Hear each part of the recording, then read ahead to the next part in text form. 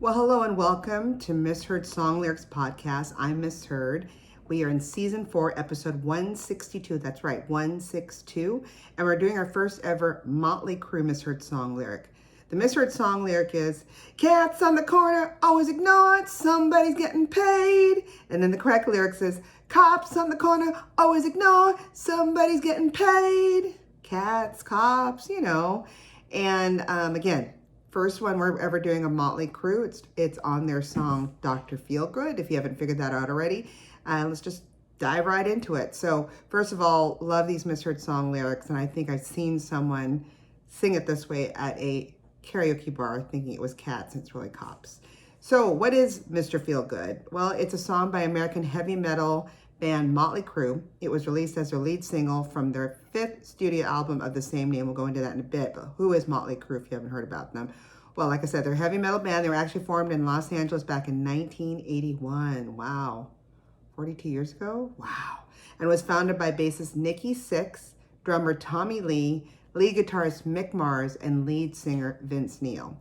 And since then, Motley Crue has sold over 100 million albums worldwide and achieved 7 platinum or multi-platinum certifications, 9 top 10 albums on the Billboard 200 chart, including the song we're talking about today, 1989's Dr. Feelgood, which is Motley Crue's only album to reach number 1. That I did not know. I thought they had other albums. This is the only one.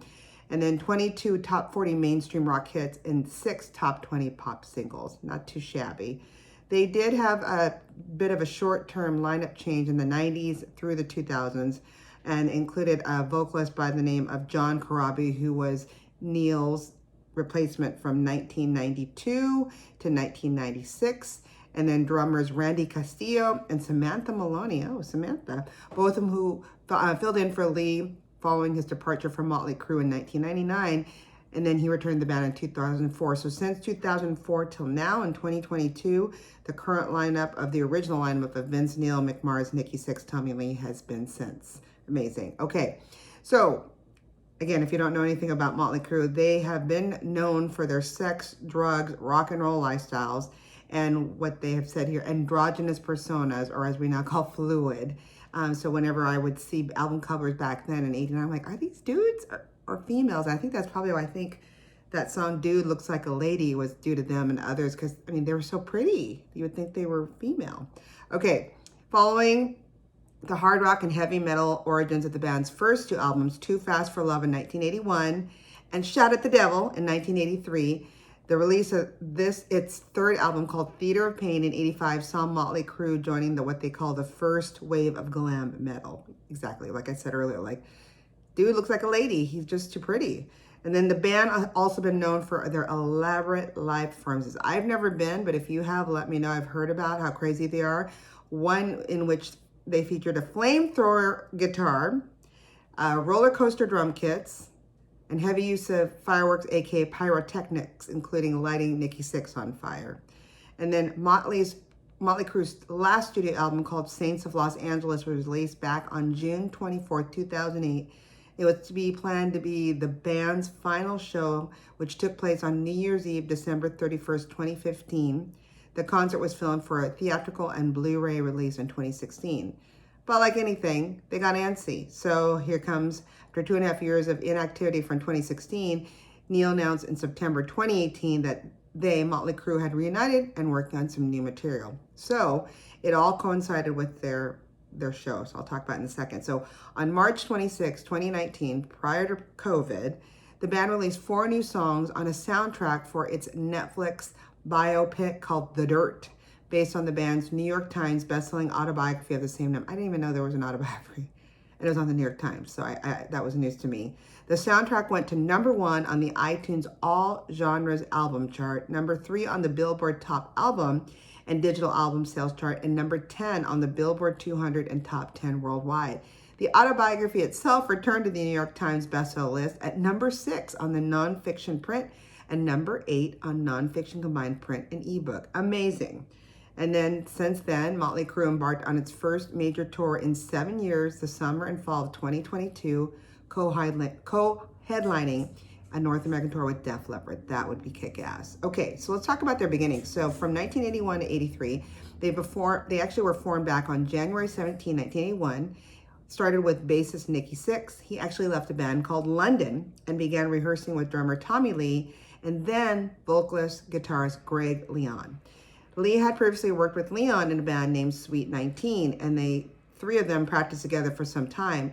Leon eventually decided not to continue with them. So then, of course, they had to be on the lookout for a new lead singer. So Sixx and Lee then began a search for new members and soon met guitarist Robin Moore, aka Jeff Gill, I think Robin Moore is his stage name, and Bob Deal, now known, as we all know, as Mick Mars, who, by the way, kind of looks like a catfish. Just check it out. After answering an advertisement that he placed in the Recycler that read, quote unquote, loud, rude, and aggressive guitar player available, Mars auditioned for Sixx, Moore, and Lee and was definitely hired by them, while Moore was fired at the same session, according to the band's biography on The Dirt. That's showbiz, kid, right? You're there at one moment auditioning a dude, and now the dude's been hired and now you're gone. So although a lead vocalist named Odine was auditioned, Lee had known of Vince Neil from their high school days at Charter Oak High School in Covina, California, and the two had performed in different bands on the garage band circuit.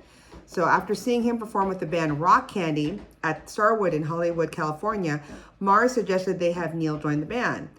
But Neil wasn't so, hey, not yet. He actually refused their original offer, but as the other members of Rock Candy became involved in outside projects, that's when Neil was starting to get antsy. He's like, I got to do something. So Lee asked again, and then Neil said yes and was hired officially on April 1, so April Fool's Day, 1981. And the band played its first gig at the Starwood nightclub on April 24. Quote unquote, what Nicky Sixx said is, I wanted a band that would be like David Bowie and the Sex Pistols thrown in a blender with Black Sabbath. There you go. The newly formed band did not have the name Motley Crue yet. Sixx had said he had told his bandmates he was thinking about the band Christmas. And of course, they were not very excited about the idea. Then when trying to find a suitable name, this is how it happened. Mick Mars, aka Catfish, remembered an incident that occurred when he was playing with a band called White Horse when one of the other band members called the group a motley-looking crew. He remembered the phrase and later copied it down as Motley Crue, spelling it Mottleeycru. After modifying the spelling slightly to what we know today, adding the umlauts over the O and the U, they eventually selected the band's name with Motley Crue, and with the stylistic decision suggested by Neil to add the two sets of metal umlauts, supposedly inspired by the German beer Lowenbrau that has the two umlauts, which the members were drinking at the time. The band then met its first manager named Bob Stearns. He was a 38-year-old brother-in-law of a friend of Mars Driver. Love that. The band's first release was the single Stick to Your Guns, Toast of the Town, which was released actually on their own record label. I didn't even know that. And of course, the record label they created was Leather Records, but it was spelled Leathur. You guessed it, with an umlaut over the U, which had a pressing and distribution deal with Green World Distribution in Torrance, California. So they were in the beginning already thinking ahead, let's do our own label. And then in November of 1981, its debut album, Too Fast for Love, was self-produced and released on their Leather Records, selling 20,000 copies. Not bad, okay? It's beginning. So Kaufman's assistant, Eric Greif, spelled Greif, set up a tour of Canada, while Kaufman and Greif used Motley Crue's success in LA club scene to negotiate with several record labels, eventually signing a recording contract with Elektra Records in early of 82. So that's where they ended up. The debut album was then remixed by producer Roy Thomas Baker and re-released on August 20th, 1982, 2 months after its Canadian Warner Music Group release, using the original Leather mixes to coincide with the tour. And during the Cruising Through Canada Tour 82, let me just spell it. Cruising is spelled C-R-U, you guessed it, with an umlaut over the U, E-S-I-N-G. There was several widely publicized incidents. First, the band was arrested and then released at the Edmonton International Airport for wearing their spiked stage wardrobe, considered dangerous weapons to the Canadians, through customs, and for Neil arriving with a small carry-on filled with porn magazines, considered indecent material by the Canadians. Both were staged PR stunts. So there's stunt number one. Stunt number two, customs eventually had the confiscated items destroyed. Second, while playing Scandal's Disco in Edmonton, a spurious bomb threat against the band made the front page of the Edmonton Journal on June 9th, 1982. Lee and assistant band manager Grief were interviewed by police as a result. This too ended up being a staged PR stunt perpetrated by Grief. Lastly, Lee threw a television set through an upper story window of the Sheraton Caravan Hotel. Yikes. Canadian rock Music Express magazine noted that the band was banned for life from the city. And despite that tour ending prematurely with financial disaster, it was the basis for the band's first international press. So, like they said, no press is bad, even if it's no press is bad, right? Or even good press, bad press is still good. It's press. So that's what they had. Then in 1983, the band changed management from Kaufman to Doug Thaler and Doc McGee. And McGee is very well known. He's actually best known for managing Bon Jovi and then later Kiss, starting with their reunion tour in 1996. And then former assistant manager Grief, the guy that did all the PR stunts, ended up suing all parties in an LA Superior Court action that dragged on for several years and coincidentally later resurfaced as a manager of Six's former band London. It's like he brought it back, circle of life. Kaufman himself was sued by several investors to whom he had sold stock in the band, including Michigan-based Bill Larson. Yikes. Kaufman eventually declared bankruptcy as he had mortgaged his home at least 3 times to cover band expenses. So there you go. So, crazy beginning, but they were rising through, and especially they were there at the right time with their glam heavy rock look. So what about Dr. Feelgood? Well, it's Motley Crue's only gold single in the US. In 2009, it was ranked the 15th greatest hard rock song of all time by VH1. Again, released in 1989 as the album's first single, Dr. Feelgood became Motley Crue's first American top 10 hit, peaking at number 6 on the Billboard Hot 100 on October 28, 1989. Yours truly was a mere 17. It is their highest ranked single to this date. In November 1989, the single was certified gold by the RIAA for more than 500,000 units shipped in the United States. Remember, back then, nothing was downloaded. You had to walk yourself, drive, skateboard, run to your nearest Tower Records or record company, record store to buy one of these. The album itself, also with the same name, Dr. Feelgood, what they say was after the band had pretty much hit their pinnacle of not only success, but also drug use and everything known to man, they try to get sober. And after finding sobriety, Motley Crue reached its peak popularity with the release of this actual album, Dr. Feelgood, which is their 5th album, and it was actually produced by Bob Rock, last name is R-O-C-K, on September 1, 1989. Producer Bob Rock found working with the crew difficult, describing them as, quote unquote, 4 LA badasses who used to drink a bottle of wine and want to kill each other. To minimize conflict and allow production to proceed smoothly, Bob Rock had each member record their parts separately, so they were never in the same room at the same time. Rock and the band recorded the album in Vancouver, with the band members recording their parts separately for the first time to reduce infighting and to focus on individual performance.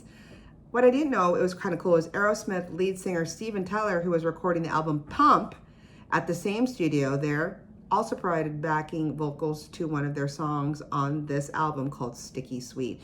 And according to Steven Tyler, quote unquote, Nikki and Tommy and I hung out a lot, said Tyler, who was in Vancouver around the same time recording Pump. Of course, we're all aching by our old drinking and drugging days. So that's the connection. So stick a pin on that. Pump, Steven Tyler doing backup for this album as well. On October 14th of that same year, it became #1 album and stayed on the charts for 114 weeks after its release. That's amazing. The band members each stated in interviews that due in no small part to the collective push for sobriety, Dr. Feelgood, ironically Dr. Feelgood is the name, was their most solid album musically to the point.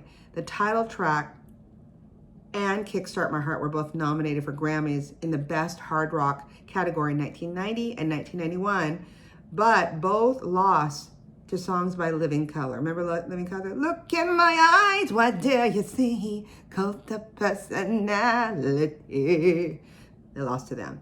The band did some fine success at the American Music Awards, as Dr. Feelgood was nominated twice for Favorite Hard Rock Metal Award, losing once to Guns N' Roses' Appetite for Destruction, but winning the following year, beating out, you guessed it, Aerosmith's Pump and Poison's Fresh in Blood. So Aerosmith was doing, Steven Tyler was there recording Pump, helped on one of the vocals for Sticky Sweet, and they ended up beating them out. Interesting. Motley Crue was also nominated twice for favorite hard rock metal artist. So there you go, lots of stuff there. And then if you haven't seen the video, watch it. It's hilarious. At first I'm like, oh, it's starting in the desert. It looks kind of like a Thunderdome kind of look. And then opens the tent, and then it goes into a storyline which looks like their version of Al Pacino's Scarface, kind of following up this young hoodlum through the streets, and he kind of works his way up to the top until the police gets him, and I'm assuming he dies at the end. So watch it. It's on YouTube. Got a lot of hits and hilarious. But hopefully you learned a lot. I learned a lot. Didn't know about the connection with Aerosmith, Steven Tyler singing, backup vocals, and then also how they figured out their name. I knew Motley Crue made sense, but then the way it was spelled was due to their favorite beer at the time, Lowenbrow, with those umlauts. They love those umlauts. And, and they're still together, all four of them, still alive. Amazing. So if you have any great suggestions like this misheard song lyric with Motley Crue, please send it to any of our emails at misheard, that's MISSHEARD songs @gmail.com, or any of our sites like Twitter, Facebook, Instagram, and we'd love to hear from you and give you a shout out. Shout out the devil. Anyway, keep singing those songs wrong. Bye.